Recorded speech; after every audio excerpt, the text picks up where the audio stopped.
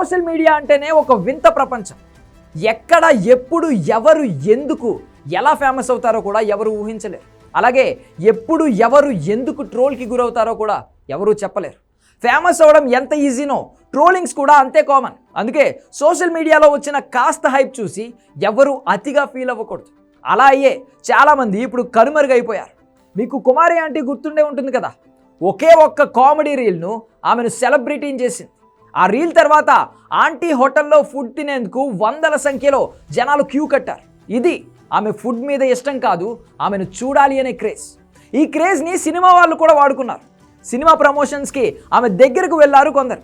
ఆ క్రేజ్ ఎక్కడి దాకా వెళ్ళిందంటే అక్కడ ఉన్న రష్ చూసి ట్రాఫిక్కి ఇబ్బంది అవుతుందని పోలీసులు ఆమె షాపును లేపేశారు.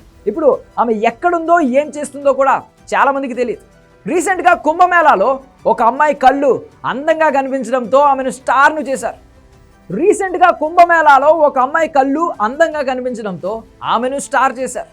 సోషల్ మీడియాలో అంతా ఆమెకు ఇచ్చిన ఎలివేషన్ చూసి కుంభమేళా వెళ్ళిన ప్రతి ఒక్కరూ మోనాలిసాను వెతకడం ప్రారంభించారు. కొందరైతే వెంటపడి వేధించారు కూడా. దీంతో ఆమె అక్కడి నుండి మకాం మార్చేయాల్సి వచ్చింది.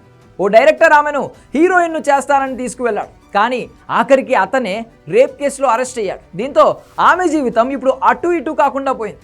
ఇక అఘోరి అంటూ వచ్చిన మరొకరిని కూడా సోషల్ మీడియా ఒక రేంజ్లో లేపింది.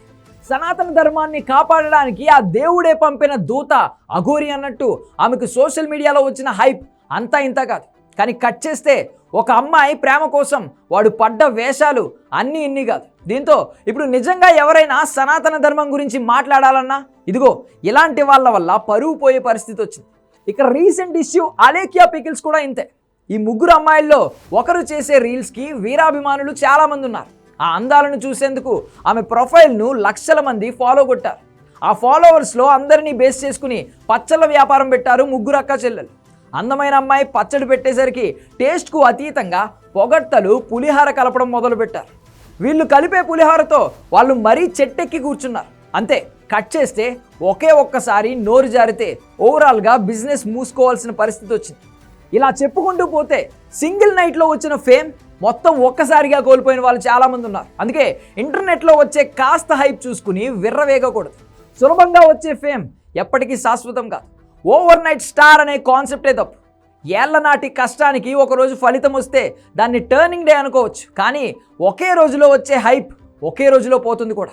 ఓవరాల్గా ఇక్కడ మ్యాటర్ ఏంటంటే హైలైట్ అవ్వడం కాదు, వచ్చిన స్టార్డమ్ని కాపాడుకోవడం.